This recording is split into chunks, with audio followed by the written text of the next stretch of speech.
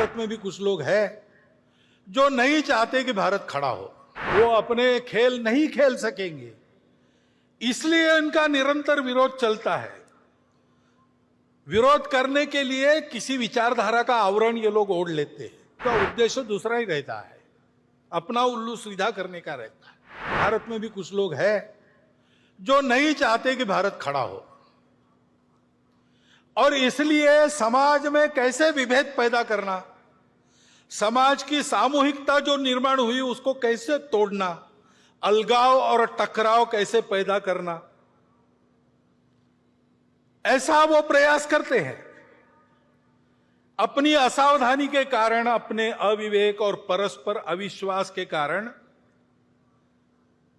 हम भी कभी कभी उसमें फंस जाते और अप्रत्याशित उपद्रव खड़े हो जाते।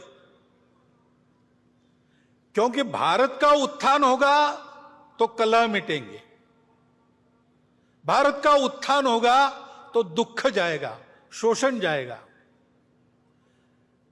इनके आधार पर अपने स्वार्थ का धंधा करने वाली दुनिया की और अंदर की जो ताकतें हैं, भारत बड़ा होने से उन पर मर्यादा आएगी। वो अपने खेल नहीं खेल सकेंगे, इसलिए इनका निरंतर विरोध चलता है। विरोध करने के लिए किसी विचारधारा का आवरण ये लोग ओढ़ लेते हैं, बड़ी चिकनी चुपड़ी बातें करते हैं, कोई बड़ा उद्देश्य, मन लुभावन उद्देश्य ऐसा घोषित करते कि हम इसके लिए काम कर रहे हैं, लेकिन उनका उद्देश्य दूसरा ही रहता है, अपना उल्लू सीधा करने का रहता है। और कोई भी हो, किसी भी विचारधारा का हो, वो खाटी संघ वाला हो या कम्युनिस्ट हो, अगर वो प्रामाणिक है, निस्वार्थ बुद्धि से काम कर रहा है, तो उनके लिए वो बाधा ही बनता है। ये जानकर ऐसे सब लोगों का वो विरोध करते हैं। अभी एक नया नाम उनका चलता है दुनिया में, कल्चरल मार्क्सिस्ट या वोक, यानी जगे हुए, वोकिज्म, ऐसे शब्द चलते हैं। नाम तो मार्क्स का लेते हैं, लेकिन 1920 में ही उन्होंने समझा कि मार्क्स ने जो भविष्यवाणी की वैसा होने वाला नहीं है, तो वैसा होने के नाम पर हमारे हाथ में पूरी दुनिया की पकड़ आ जाए, इसलिए तब से ही उन्होंने अपना उद्योग प्रारंभ किया है। इसलिए उसी समय उन्होंने मार्क्स की बातों को भुला दिया और आगे बढ़ रहे।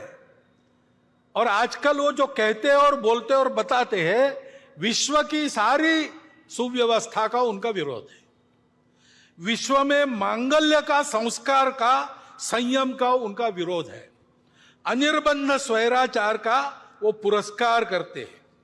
ये पुरस्कार सहज हो जाए, जोर से हो जाए, इसलिए माध्यमों को और अकादमियों में अपना वर्चस्व स्थापित कर उनका उपयोग करते हैं। देश की शिक्षा को भ्रष्ट करते हैं, देश के संस्कार को भ्रष्ट करते हैं, राजनीति, सामाजिक वातावरण, इन सबको भ्रम और भ्रष्टता का शिकार बनाते हैं। असत्य, विपर्यस्त और अतिरंजित वृत्त के द्वारा ये भ्रम और द्वेष फैलाना, भय फैलाना आसान हो जाता है। उसके चलते जो झगड़े बनते हैं, उन झगड़ों में उलझाकर समाज को अपनी पकड़ में लाना, अपनी अधिसत्ता में फांसना, ये वो करते हैं। किसी भी राष्ट्र की जनता में ऐसी अनास्था, दिग्भ्रम, परस्पर द्वेष उत्पन्न करने वाली ये जो प्रणाली है ना, अपने यहां चाणक्य नीति में उसका नाम है मंत्र विप्लव।